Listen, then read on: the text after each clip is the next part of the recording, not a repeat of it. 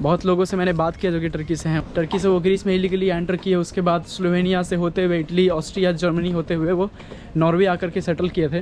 तो लोग बहुत अच्छे तरीके से रहते हैं यहाँ पर, खुश रहते हैं, कोई गरीब अमीर ऐसा कुछ भेदभाव नहीं है। यहाँ पे सैलरी लोगों की बहुत अच्छी है, तो लाइफस्टाइल भी बहुत बेहतर है लोगों का। ये देश खुशहाली के मामले में जो है सो नंबर 1 पे आती है। हेलो गाइस, नॉर्वे का आपका एक नए व्लॉग में स्वागत है। आज मैं जिस शहर में हूँ उस शहर का नाम है सांडेफ्योर्ड। नॉर्वे के इस इलाके की मैं बात बताता हूँ। यहाँ आसपास के शहरों में बहुत टर्किश लोग भरे पड़े हैं। ओस्लो से लेकर के द्रामेन से आपको स्वारस्ताद, लार्विक, ये देखिए मेरे पीछे भी ये टर्किश लोग, लेडीज़ वॉक कर रहे हैं इधर। इसके पीछे का रीज़न मैं बताता हूँ आपको। 20 साल पहले एक काफ़ी स्ट्रॉन्ग माइग्रेशन हुआ था। टर्की के लोग इलीगली यूरोप में एंटर किए थे। टर्की से वो ग्रीस में इलीगली एंटर किए, उसके बाद स्लोवेनिया से होते हुए इटली, ऑस्ट्रिया, जर्मनी होते हुए वो नॉर्वे आकर के सेटल किए थे। बहुत लोगों से मैंने बात किया जो कि टर्की से हैं, वो यहाँ पर कई सालों से रहे, उनको सिटीजनशिप मिल गया। कई लोग तो यहाँ के लोकल से शादी कर लिए तो उनको यहाँ का पासपोर्ट मिल गया, सिटीजनशिप मिल गया। तो इसकी वजह से आपको बहुत सारे यहाँ पर मिल जाएंगे हमारे वहाँ के भाई लोग जो कि 15-20 साल पहले आकर के यहाँ पर बस गए थे। और बहुत लोग जॉब कर रहे हैं यहाँ पर, उन्होंने अपना घर बना लिया है, यहाँ पे शादी करके सेटल हो गए हैं। नॉर्वे का पहले सिस्टम था कि 5 साल में आपको यहाँ का पासपोर्ट मिल जाता, लेकिन उसके बाद जब बहुत ज़्यादा लोग आने लगे, बहुत सारे इमिग्रेंट्स आने लगे अलग अलग कंट्री से, तो यहाँ का उन्होंने पॉलिसी चेंज कर दिया। अब 5 साल से ज़्यादा लगता है, गेस आई थिंक अभी 10 या 12 साल लगता है। उसके बाद भी आपको प्रूव करना पड़ेगा कि आपका यहाँ पर कोई ब्लड रिलेशन है या फिर आपने किसी यहाँ के लोकल से शादी की है, नॉर्वेजियन जो कि सिटीजन हैं उनसे। तो ये सारा कुछ उन्होंने क्राइटेरिया चेंज कर दिया था। उसके बाद अभी का सिस्टम थोड़ा बदल चुका है। पहले 5 सालों में ही पासपोर्ट मिल जाता था, तो नॉर्वे एक ईजी टारगेट था सारे नॉन यूरोपियन कंट्रीज़ के लिए जो यहाँ पर आकर के बसना चाहते थे। ये देखिए कितना पक्षियों के लिए कितना प्यारा घर बनाया है उन्होंने, पेड़ के ऊपर बहुत सारे घर बने हुए हैं। हमारे पास अभी करीब 3 घंटे का समय बचा हुआ है, तो हमने सोचा कि आसपास थोड़ा एक्सप्लोर कर लेते हैं। मेरे पास 2 घंटे थे, तो मैं कैफ़े में बैठ करके काम कर रहा था। मैंने अपने प्रोजेक्ट पे भी काम किया और 2 वीडियो भी मैंने एडिट कर लिए बैठे बैठे, तो काफ़ी प्रोडक्टिव समय रहा। और अभी हम नॉर्थ सी के पास जाने वाले हैं, जो कि बीच यहाँ पे आसपास में है, और वो बहुत प्यारा, वहाँ से आपको एक व्यू नज़ारा देखने को मिलेगा। हम यहाँ सामने से होकर के गुजर रहे हैं। देखिए एक बहुत अच्छा फाउंटेन बनाया हुआ है, मछली बड़ी सी और एक नाव और उसके ऊपर मछुआरा, ये इनका स्कल्पचर तीनों का बना हुआ है। मैं बताता हूँ, नॉर्वे फिशरीज़ इंडस्ट्री में अच्छे नंबर पे आता है पूरे दुनिया भर में, और फ़िश इनके ट्रेडिशन में भी टॉप है। सबसे खाने में ये फ़िश बहुत ज़्यादा पसंद करते हैं। ये नॉर्वेजियन इंटरकल्चर नाइट था, उसमें भी यहाँ के लोकल्स ने हमें बताया कि वो फ़िश को बहुत ज़्यादा महत्ता देते हैं खाने में। और जैसे हमारे इंडिया में बंगाल में कैसे फ़िश को प्रायोरिटी दिया जाता है, उसी तरीके से यहाँ पे मछली बहुत अधिकतर लोग खाना पसंद करते हैं। हम स्टेशन से करीब 10 मिनट की दूरी पर चल के सामने हार्बर है, जो कि नॉर्वे नॉर्थ सी के पास है। तो इस हार्बर के पास आए हुए हैं। देखिए आप, ये कंटेनर यहाँ पर लगे हुए हैं, वो एक्सपोर्ट इंपोर्ट जितना भी होता है इस एरिया में, एक्चुअली स्वारस्ताद लार्विक रीजन में इसी हार्बर से होता है। और ये रहा उसका हार्बर का स्टेशन। हवा थोड़ी तेज़ है यहाँ पर, बिकॉज़ मैं समंदर के किनारे हूँ, तो जिसकी वजह से थोड़ा आवाज़ में प्रॉब्लम हो सकती है। बट आपको आगे लेकर के चलते हैं। यहाँ पर हम करीब 10 मिनट के लिए बैठेंगे, उसके बाद अंदर शहर में फिर से हम चलेंगे। सांडेफ्योर्ड शहर है वो मोस्ट पॉपुलस म्यूनिसिपैलिटी है। वेस्टफोल्ड टेलीमार्क काउंटी, जैसे हमारे यहाँ साइड में प्रोविंस होती है, स्टेट होती है, उसी तरीके से नॉर्वे में इनका काउंटी होता है। ये यहाँ के वाइकिंग्स के लिए बहुत फेमस एक शहर है, जो आपने टीवी शोज़ वगैरह देखे होंगे जिसमें वाइकिंग्स दिखाते हैं, स्वीडन के, उसके बाद नॉर्वे के वाइकिंग्स। तीसरे नंबर पर आता है सबसे अमीर शहरों में नॉर्वे में। सांडेफ्योर्ड शहर का जो निर्माण हुआ था वो 1 जनवरी 1838 ईस्वी को हुआ था। यह जो शहर है अपने रिच वाइकिंग हिस्ट्री के लिए और एक प्रॉस्पेरस ट्रेडिशन और कल्चर के लिए जाना जाता है। इस शहर में वेलिंग इंडस्ट्री काफ़ी पॉपुलर है। वेल मछली जो होती है उसके लिए काफ़ी पॉपुलर है, और वही इंडस्ट्री इस शहर को नॉर्वे की सबसे अमीर शहर बनाती है। ये शहर अभी 3rd बेस्ट मर्चेंट फ्लीट में पॉपुलर है पूरे नॉर्वे में। यूरोप का पहला ऐसा म्यूज़ियम जो वेल मछली से पूरा इंस्पायर होकर के डेडिकेटेड किया गया है, और उस म्यूज़ियम में सिर्फ वेल मछली से रिलेटेड सारे आपको जितने भी एग्जीबिशन है वो देखने को मिल जाएंगे। इस शहर को बहुत नामों से जानते हैं। इसको वाइकिंग भी कहते हैं, व्हेलिंग कैपिटल ऑफ नॉर्वे भी कहते हैं, इसको समर कैपिटल ऑफ नॉर्वे भी बोला जाता है, या समर सिटी भी कहते हैं लोग। और सिर्फ नॉर्वे ही नहीं, ये पूरे दुनिया का व्हेलिंग कैपिटल के नाम से जाना जाता है। और यहाँ पे बहुत सारे फेमस रिजॉर्ट्स और स्पास भी बहुत हैं। गर्मी के समय में यहाँ पर लोग बहुत आते हैं, पूरे नॉर्वे से भी लोग, बिकॉज इसको समर कैपिटल कहते हैं, तो और इसलिए इसको बेदिंग सिटी के नाम से भी जाना जाता है। बहुत बड़ा पोर्ट है, हब है, ट्रांसपोर्टेशन के लिए शहर काफ़ी महत्वपूर्ण है नॉर्वे में। क्योंकि स्वीडन से सीधा बोट के सहायता से जुड़ा हुआ है, प्लस जो टॉर्प इंटरनेशनल एयरपोर्ट है इस शहर की ही इंटरनेशनल एयरपोर्ट है, जहाँ से नॉर्वे के अंदर एंटर करते हैं लोग ओस्लो। बहुत अलग अलग देशों से टॉर्प इंटरनेशनल एयरपोर्ट कनेक्टेड है अलग अलग कंट्रीज से, तो उस मामले में भी ट्रांसपोर्टेशन हब इसको बुलाते हैं। तो इस शहर का नाम संदरफ्योर्ड पड़ा। आप उसके बारे में सोच रहे हैं कि नाम कैसा है भैया, तो नाम ये जो पड़ा है ये बहुत एक एंशिएंट नाम था, एक गांव का नाम जिसका नाम था संदर। ये गांव 12वीं शताब्दी में इस इलाके में था और वो गांव बड़ा होता होता पहले संदर नाम था उसका, और उसके बाद उसका नाम संदरफ्योर्ड रखा गया। संदर का मतलब नॉर्वेजियन लैंग्वेज में होता है स्ट्रेच ऑफ सैंड, क्योंकि ये बीच का इलाका था तो बालू की परत के ऊपर इसका नाम रखा गया। आप बीच को इमेजिन कीजिए कैसे एक रेत का पूरा स्ट्रेच होता है, उसी तरीके से इसी के ऊपर इसका नाम, क्योंकि ये बीच रिजॉर्ट था, इसका नाम पड़ा संदर। संदर से इसका नाम धीरे धीरे एक मॉडर्न नाम के रूप में बना, जो है अभी संदरफ्योर्ड। पिछले 3000 सालों में इसको अलग अलग तरीकों से अलग अलग रूलर्स ने रूल किया है, स्पेशली वाइकिंग से रिलेटेड आपको बहुत सारे मॉन्यूमेंट्स और आर्टिफैक्ट्स आपको इस पूरे शहर के आसपास के किनारे में मिल जाएंगे। और आपको एक म्यूजियम भी मिलेगी जो वाइकिंग्स के लिए डेडिकेटेड है। उनके जितने भी आर्टिफैक्ट्स उस समय बनाए गए थे, जितने भी मॉन्यूमेंट्स हैं, उनको ला करके एक म्यूजियम बनाया गया है, उसको वाइकिंग म्यूजियम कहते हैं। वो आपको संदरफ्योर्ड में ही मिलेगा। संदरफ्योर्ड के आसपास के इलाकों में वाइकिंग्स 1000 साल पहले रहे हैं। उनकी एक शिप थी गोक्स्ताद शिप, उस शिप को उनके ग्रेव साइट से निकाल करके अभी म्यूजियम में डाला गया, जो कि ओस्लो में है। वो शिप काफ़ी फेमस है, वो वाइकिंग्स शिप हुआ करता था। उसको 18th सेंचुरी में इन्होंने बरामद किया और उसको भी म्यूजियम में डाल के रखे हैं। ओस्लो जो कि नॉर्वे की कैपिटल है, वहाँ पर उसको रखा गया है।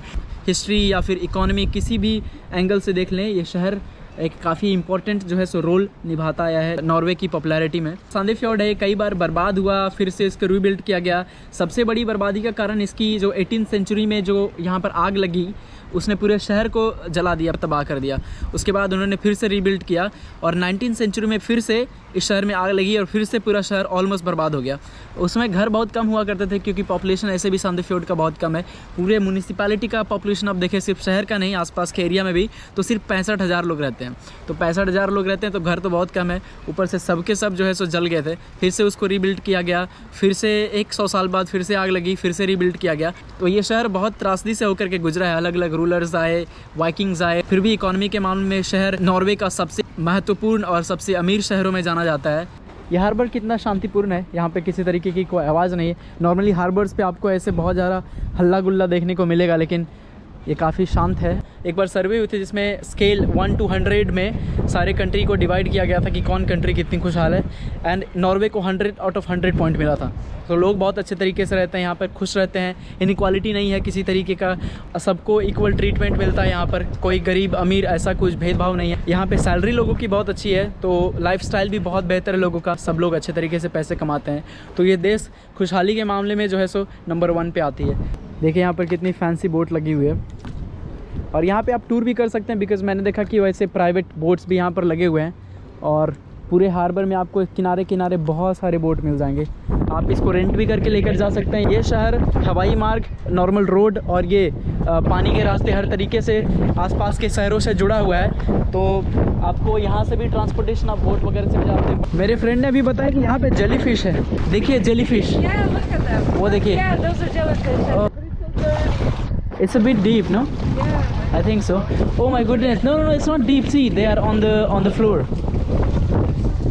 ये बहुत रेयर है, मैंने इसको अपने लाइफ में कभी पहले नहीं देखा, क्योंकि एड्रियाटिक सी, मैं इटली में रहता हूँ, तो एड्रियाटिक सी में जेलीफिश मेरे को नज़र नहीं आया।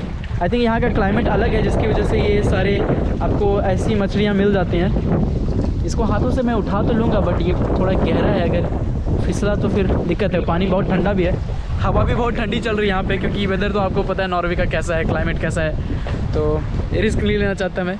अब इस हार्बर से वापस होकर के हम सेंटर जा रहे हैं। वो देखिए लिखा है सेंट्रम, नॉर्वेजियन लैंग्वेज में सेंटर को सेंट्रम कहते हैं।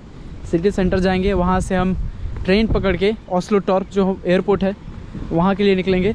टॉर्प की जो ट्रेन है वो अगले 1 घंटे में है, और वहाँ से फिर जिस स्टेशन पे हमें ड्रॉप करेगी ट्रेन, उसके बाद हर एक 15 मिनट पे एक एयरपोर्ट शटल है जो कि एयरपोर्ट स्टेशन से आपको एयरपोर्ट तक लेकर के जाती है। तो हमारे पास भी थोड़ा सा समय है, तो सिटी सेंटर को हम थोड़ा एक्सप्लोर कर लेते हैं। ये हार्बर हमें आपको दिखाना था, यहाँ की हिस्ट्री हमें आपको बतानी थी, इसलिए मैं आपको इस हार्बर पर लेकर के आया। अब वापस सेंटर चलते हैं, सेंटर की तरफ एक्सप्लोर करके देखते हैं कि संदरफ्योर्ड शहर में और कुछ है क्या। वेटिंग के लिए इन्होंने ऐसे टेबल नहीं बनाया, आपके बैग को सपोर्ट करने के लिए ऐसे इन्होंने ये बना करके रखा है। यहाँ पे आप ऐसे बैठ करके अपने बस का इंतज़ार कर सकते हैं। This so cool. चलते चलते इस पार्क से हम दोबारा गुजर रहे हैं, तो हमने सोचा कि थोड़ा आराम कर लेते हैं यहाँ पर शैडो में बैठ करके। कहीं पे देखिए एक पानी छोटा सा तालाब जैसा बना हुआ है। देखिए इस तालाब के पास बहुत सारे सीगल्स हैं यहाँ पर। कितना अच्छा प्यारा स्कल्पचर बना हुआ है यहाँ पे, मूर्ति एक महिला की। हम यहीं पर आराम करने वाले हैं और जब हमारा ट्रेन का टाइमिंग होगा एयरपोर्ट जाने के लिए तो वापस हम सेंटर की तरफ बढ़ेंगे। यहाँ पे पार्क में लोग बहुत अच्छे तरीके से एंगेज होकर के अपना समय बिताते हैं। देखिए कोई यहाँ पे कैंपिंग कर रहा है, ये अलाउड है पब्लिकली यहाँ पे कैंपिंग करना। स्वीडन में भी अलाउड था, नॉर्डिक कंट्रीज़ में आपको कोई रोकता नहीं। और सबसे एक आश्चर्यजनक बात जो मुझे पता चली जब मैं स्वीडन में था, तो वहाँ का एक लोकल फ्रेंड जो मेरा, जो स्वीडन का ही था, स्वीडिश नागरिक, उसने मुझे बताया था आप स्वीडन में किसी के भी प्राइवेट प्रॉपर्टी पे कैंपिंग कर सकते हैं, वो अलाउड है, लीगल है, आपको कोई रोकेगा नहीं। बस इतना है कि उनको डिस्टर्ब नहीं करना है किसी तरीके से।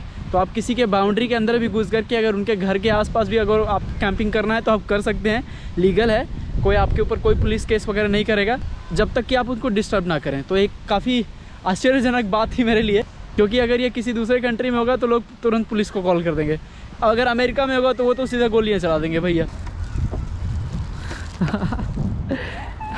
That's cute.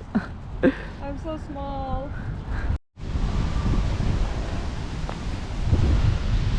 तो टाइम हो गई हमारी ट्रेन की एयरपोर्ट तक जाने के लिए, तो हम रेस्ट कर रहे थे भी फ़िलहाल पार्क में।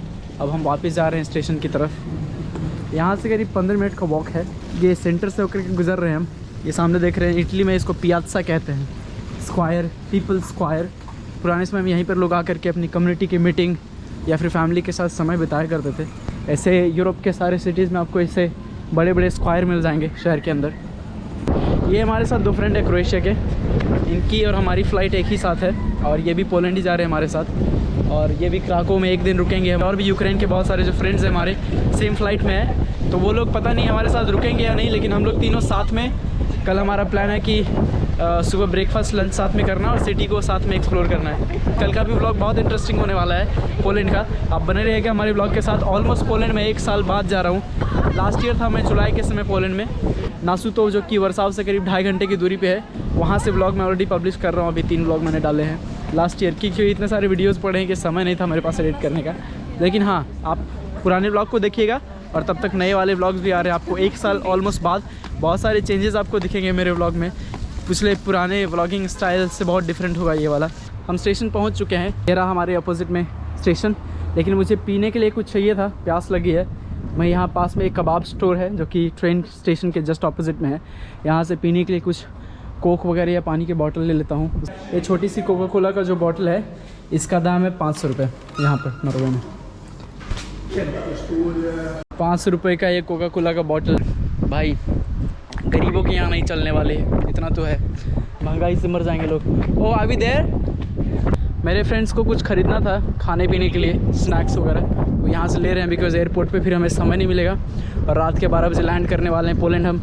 तो पोलैंड में भी हमारे पास समय नहीं बचेगा इतना कि रात को कोई शॉप खुला हो। इस इनसाइड पहुँच गए हम सैंडफjord स्टेशन। टिकट खरीदते हैं यहाँ से और ट्रेन के लिए इंतज़ार करते हैं। अगले 10 मिनट में ट्रेन आ रही है हमारी। यहाँ से टिकट, ये जो कियोस्क मशीन है, यहाँ से आप खरीद सकते हैं।